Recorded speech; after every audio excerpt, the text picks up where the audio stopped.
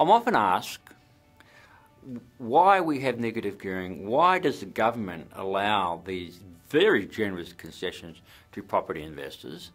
And also ask is, what would happen if they were to change the rules?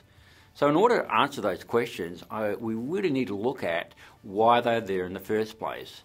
And fundamentally, the way the Australian government, not only this government, but governments in the past, have decided in their wisdom how they are going to provide for housing in this country, public housing in this country, is via the tax system.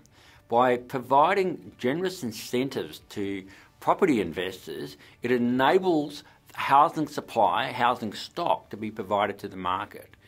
If there were no property investors in the marketplace, then we would have literally hundreds of thousands of people that couldn't afford to buy their own homes. Now, in countries overseas, these are very big public housing programs and subsidised by the government, and it has a lot of its issues, social issues around public housing. Down under here in Australia, we subsidise our housing via the tax system, via providing generous incentives for property investors to come in and provide housing so the government doesn't have to.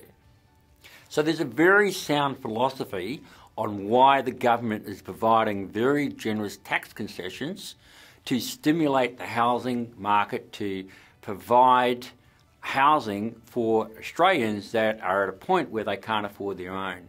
It's therefore, if you can understand their rationale, you could probably also lead you to a conclusion why they will never change the fundamental platform on why all these deductions are available to property investors.